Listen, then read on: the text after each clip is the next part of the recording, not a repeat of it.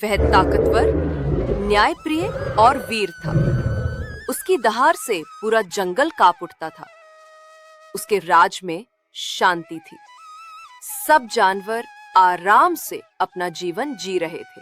बहुत समय पहले घने जंगल में तरह तरह के जानवर रहते थे। वहां शेर, बाघ, भालू, हाथी, लोमड़ी, सियार, खरगोश, हिरन और कई पक्षी भी रहते थे। जंगल का अपना एक नियम था, सबको मिलजुल कर रहना और जंगल के राजा शेर के आदेश मानना। लेकिन हर जंगल की तरह इस जंगल में भी कुछ ऐसे प्राणी थे जिन्हें शांति पसंद नहीं थी। वे हमेशा चालबाजी, षड्यंत्र और साजिश में लगे रहते थे। शेर सिंहासन सिंह अपने सिंहासन पर बैठा था। वह ताकतवर, न्यायप्रिय और वीर था।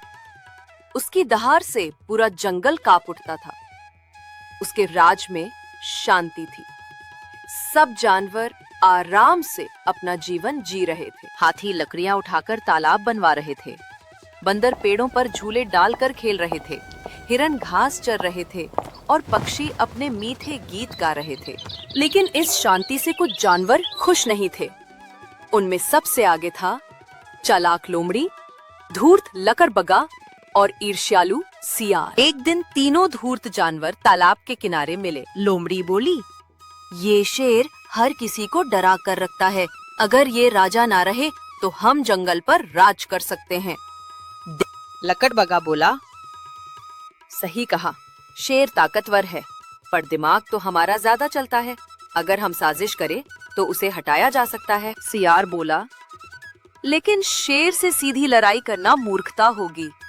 हमें चालाकी से काम लेना होगा। तीनों ने तय किया कि वे जंगल के छोटे छोटे जानवरों को भड़काकर शेर के खिलाफ खड़ा करेंगे।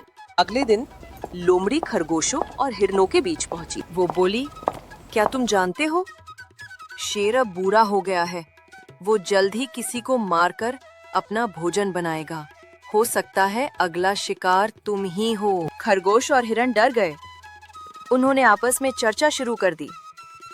अगर शेर भूखा हुआ तो हम में से कोई शिकार बन सकता है। उधर सियार बंदरों और पक्षियों के बीच पहुंचा। उसने कहा, तुम सब मेहनत करते हो, फल इकट्ठा करते हो, पर शेर तुम्हारा राजा बनकर सिर्फ ऐश करता है। क्या ये न्याय है? बंदरों ने भी संदेह करना शुरू कर दिया। लकड़बग्गा ने हाथियों और भालुओं को उकसाया, तुम लोग इतने ताकतवर हो, फिर भी शेर को राजा मानते हो। अगर मिलकर चाहो तो तुम खुद जंगल पर राज कर सकते हो। शेर सिंहासन सिंह ने देखा कि जंगल में अजीब सा माहौल है। छोटे जानवर उससे डरकर दूर भाग रहे हैं। पक्षी गीत नहीं गा रहे और हाथी भी काम में ढिलाई बरत रहे हैं। उसने अपने मंत्री बुद्धिमान उल्लू को बुलाया। उल्लू ने कहा, महाराज, मुझे लगता है कि जंगल में कोई गहरी साजिश चल रही है। कोई चालाकी से अफवाहें फैला रहा है ताकि आपके खिलाफ विद्रोह हो सके। शेर गर्जा, जो भी ये षड्यंत्र कर रहा है मैं उसे बख्शूंगा नहीं, पर पहले हमें सच्चाई जाननी होगी। लोमड़ी, सियार और लकड़बग्गा ने अगला कदम उठाया। उन्होंने छोटे जानवरों को इकट्ठा करके एक सभा बुलाई। लोमड़ी बोली, भाइयों और बहनों, क्या तुम्हें लगता है कि शेर सही राजा है? वो सिर्फ ताकत से राज करता है, जबकि असली राजा वो होना चाहिए जो बुद्धि से राज करे। लकड़बग्गा चिल्लाया, हाँ, हम सब मिलकर नया राजा चुन सकते हैं। शेर के डर में क्यों जिए? सियार बोला, अगर तुम सब हमारा साथ दो तो हम शेर को हटा देंगे और नया न्यायपूर्ण शासन लाएंगे। कुछ भोले जानवर उनकी बातों में आ गए, लेकिन कई चुपचाप खड़े सोचते रहे। उल्लू ने गुप्त रूप से ये सभा देखी और सारी बात राजा शेर को बताई। शेर बोला, अब वक्त आ गया है कि सच्चाई सबके सामने लाई जाए, लेकिन बिना सोचे समझे हमला करना ठीक नहीं होगा। हमें भी चालाकी से काम लेना होगा। उल्लू ने योजना बनाई। महाराज, हम इन्हें खुद ही अपनी चाल में फंसने देंगे। आप केवल धैर्य रखिए। उल्लू ने घोषणा करवाई कि अगले दिन जंगल में महापंचायत होगी, जहाँ सभी जानवर राजा से अपने मन की बात कह सकते हैं। सभी जानवर इकट्ठा हुए।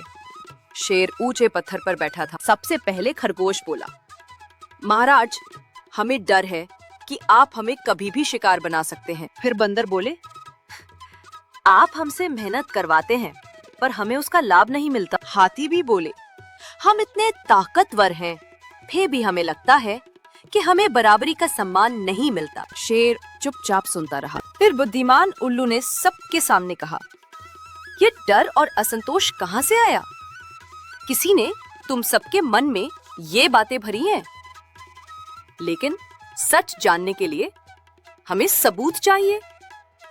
उल्लू ने लोमड़ी, लकड़बग्गा और सियार को सभा के बीच बुलाया। वो बोला, बताओ, क्या तुमने ही जंगल में ये अफवाह फैलाई? तीनों ने घबरा कर कहा, नहीं, हमने कुछ नहीं किया। तभी एक तोता उड़कर आया और बोला, मैंने अपनी आंखों से देखा है कि यही तीनों सभा करके सबको भड़का रहे थे। फिर गिलहरी ने भी गवाही दी, हाँ, लोमड़ी ने हमें कहा था कि शेर बूढ़ा हो गया है। धीरे धीरे और जानवर भी आगे आए और साजिश का सच सामने आ गया। शेर जोर से दहाड़ा, धोखेबाजों, तुमने जंगल की शांति भंग करने की कोशिश की। अब तुम्हें तुम्हारे अपराध की सजा मिलेगी। सभी जानवरों ने एक स्वर में कहा, इनके बिना जंगल सुरक्षित रहेगा। शेर ने आदेश दिया, लोमड़ी, लकड़बग्घा और सियार को जंगल से निकाल दिया जाए। वे अब कभी वापस नहीं आएंगे। धोखेबाजों के जाने के बाद जंगल में फिर से शांति लौट आई। खरगोश निश्चिंत होकर घास चरने लगे। बंदर हंसी खुशी झूले झूलने लगे। पक्षियों ने फिर से अपने गीत गाने शुरू किए।